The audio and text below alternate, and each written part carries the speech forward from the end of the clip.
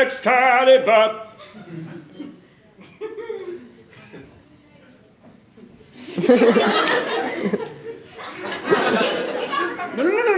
No.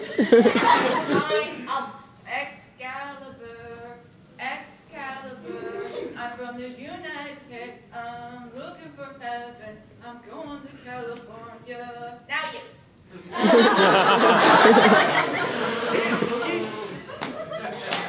I'm waiting.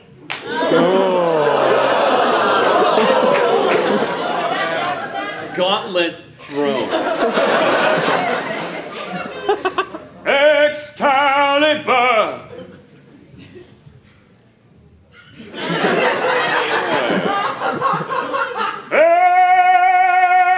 That's too high. She started the key off weird. Excalibur!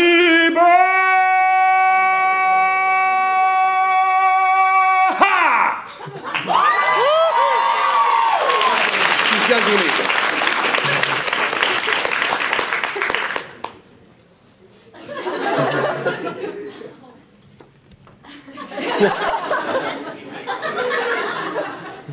Why I know. And now for something completely different. Yes, dear. Hi. Hi. Go ahead.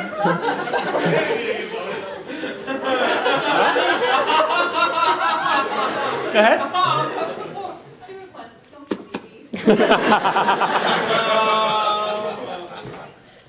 Can you record a wake-up alarm for me? Aww. That's so sweet. I would love to. I would love to. I'm just going to do this one. Would you guys just, excuse me real quick. You want to wake up alarm? Something to wake up by? Absolutely. Get out of bed! Get out of bed! The house is on fire!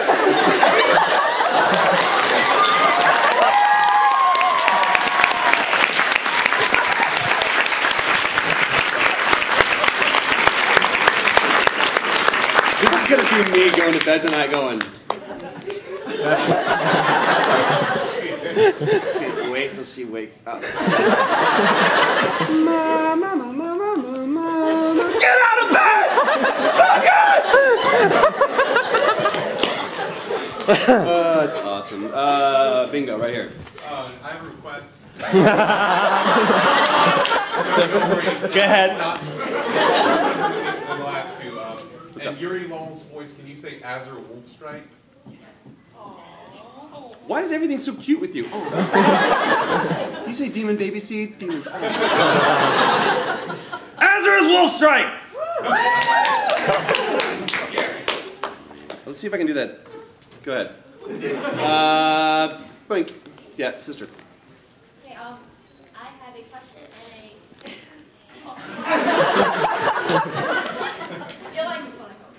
Okay, the question first is, out of like your normal TV roles, be it Riesling or Baptiste or Excalibur. Yes. What moment did you find really meaningful or emotional? Out of those specifically, or out of just? Let's go with Riesling, because I've heard him at all. That was such a cool thing. First of all, because I originally auditioned for Greed for Fullmetal Alchemist, okay, not for Brotherhood, but for the first show. And it's one of the only times I've ever been fired. Mike McFarlane's here, right? Ask him the story. It's fantastic. I wish he was here. It's hilarious, because it was his first line. I'm there. I got the gig, right? Which Chris Patton did an amazing job, and that went exactly the way it was supposed to go. So I get in there, and his first line is 30 seconds of building maniacal laughter. Remember those 3 words very well. Building maniacal laughter. I'll take it. Mom? So, over, under, anybody got bets? Over. Over? Over meaning it actually stays out there, under meaning it comes back to me. Yeah. Over. It If anyone loses their eye, you knew what you're getting into when you came in here.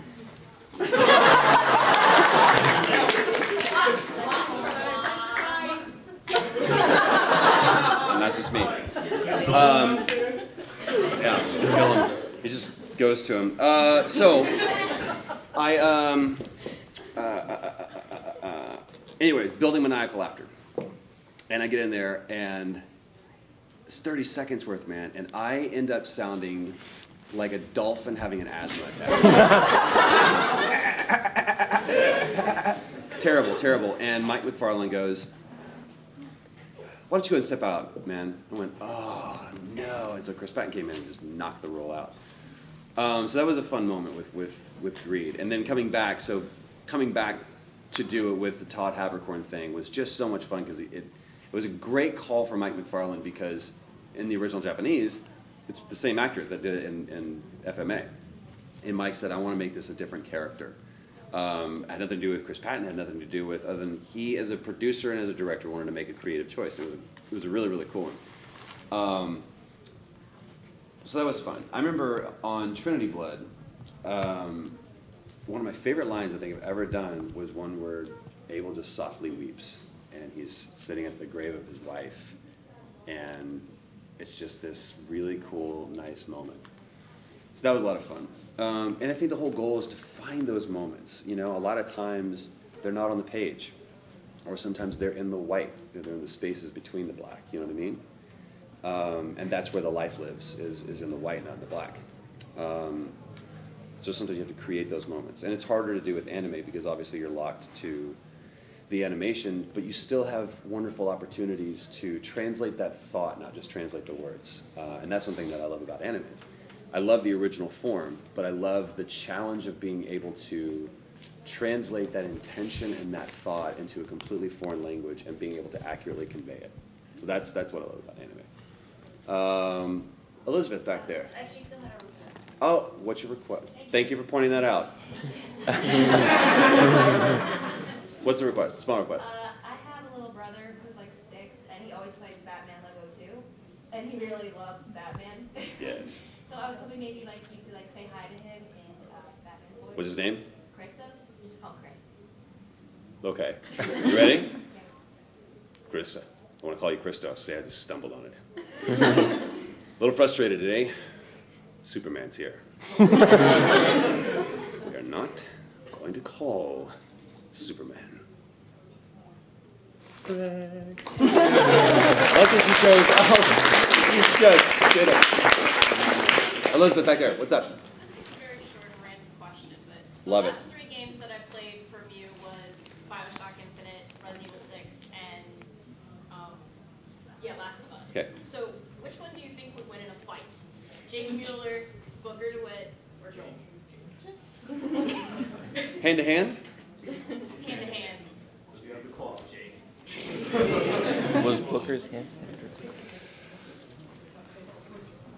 Normally I don't take Normally I don't take these seriously.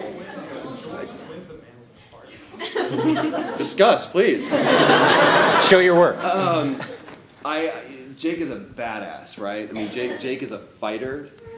The reason why I'll say Joel is simply because Joel's not going to stay down. Joel's going to get back up. So, I mean, Jake could literally roundhouse him to the face. He's going to get back up and go, all right, let's do this. And probably just end up ground and pounding him. So, but that would be a very, very interesting fight. Very interesting fight. Yeah. Yes, you got your hand up and you're just, yes. Was Booker a particularly difficult voice to keep going? Because I know that it's a much lower register than your just normal talking voice. Not that I noticed. Well, the voice wasn't hard as much as not adding my own salt and pepper to it. You know what I mean? And that was something that Kim was real keen on, was not making these really cool choices because he wanted it to be flat. He wanted it to just live right here. So that when we did have moments for it to pop out, those really, really popped out. So it wasn't necessarily the register of keeping it that low as much as it was keeping it at flat. That was a really cool challenge. It was a great actor challenge to. Anybody see The Good Shepherd with Matt Damon? No, you saw it. Yeah. Okay. He did something that was incredible in the movie. He was totally vacant.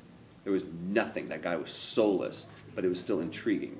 And there's this weird, again, precarious razor sharp or razor blade position you have to be in to where it's not flat, but it's also not, it's still interesting. So it's kind of finding a balance. So that was the challenge for it. But yeah, the range was pretty cool.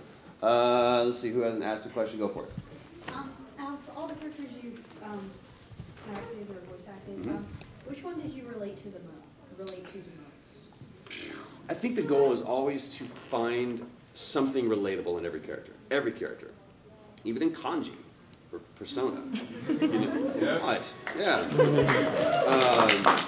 You want to find something, because otherwise, what are you doing? You're just saying words on a page. But if you can actually relate in some ways, danger with that is when you find something that you don't really want to relate to, and we learned that on The Last of Us, where your mind and your psyche does this crazy thing when you experience something traumatic, and it goes, okay, we're going to get through this. It's not going to break us, but we're going to compartmentalize this, and we're never going to deal with this again.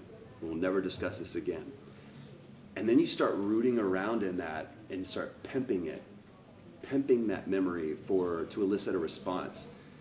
And that, your brain is not the actor, okay? It's what are you doing? No, why are you dealing with this?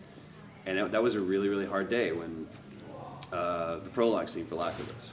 So you always want to find something to relate to. Joel was definitely, I had to learn about Joel. And I'm not talking about from Neil, sometimes that came from Neil, but it really took diving into, and me asking questions, and not the surface questions. Hey. I think I left the door open too. Oh, there we go. Just gonna put some air in here. But it was me really asking questions about who Joel was. The thing that I anchored myself to was in the very beginning of the audition sites, there was this description that said he has few moral lines left to cross, and that became my anchor into Joel. Everything revolved around that, because that is a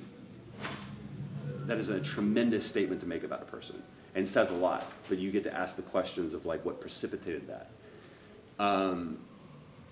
Delson with infamous Second Son is probably the closest to me that I've ever played, and minus the smoke and laser powers.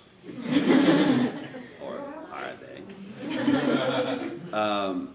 But one of the reasons why is because it's me and Travis Willingham playing brothers, which is that relationship that he and Reggie have in Infamous is so close to Travis and I. I'm the one who's always getting in trouble. He's the one that's always pulling me out of it in real life.